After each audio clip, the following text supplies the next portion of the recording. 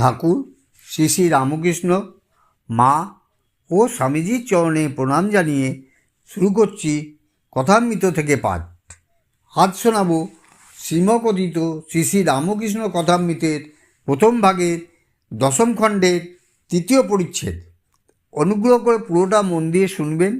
যদি ভালো লাগে একটি লাইক করে আপনাদের বন্ধু বান্ধব আত্মীয় স্বজন ও রামকৃষ্ণ দিয়ে শেয়ার করে দেবেন। কমেন্টে মতামত অবশ্যই জানাবেন এবং এখনও সাবস্ক্রাইব না করে থাকলে দয়া করে সাবস্ক্রাইব করে বেল আইকন টিপে অল নোটিফিকেশান অন করে দেবেন, যাতে ভিডিও বেরোনো মাত্রই আপনি নোটিফিকেশান পেয়ে যান। শুরু করছি তৃতীয় পরিচ্ছেদ, শ্রী রাধাকৃষ্ণ ও গোপীপ্রেম। ঠাকুর পশ্চিমের কামরায় দু চারজন ভক্তের সহিত কথাবার্তা কইতেছেন। সেই ঘরে টেবিল চেয়ার কয়েকখানা জড়ো করা ছিল। ঠাকুর টেবিলে ভর দিয়া অর্ধেক দাঁড়িয়ে আছেন, অর্ধেক বসেছেন। শ্রী রামকৃষ্ণ মাস্টারের প্রতি, আহা, গোপীদের কি অনুরাগ! তমাল দেখে একেবারে প্রেমোন্মাদ।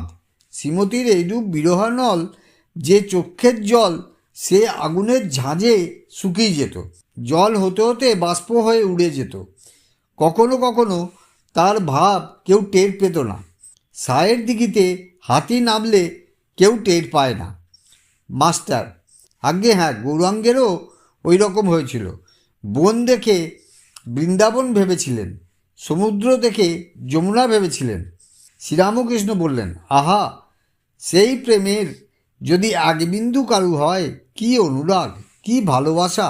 শুধু 16 আনা অনুরাগ নয়, 5 শিকে 5 আনা। এরই নাম প্রেমোন্মাদ। কথাটাই তাকে ভালোবাসতে হবে, তার জন্য ব্যাকুল হতে হবে।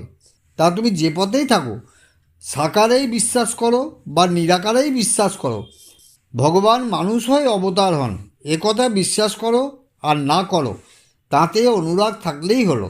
তখন তিনি যে কেমন নিজেই জানিয়ে দেবেন।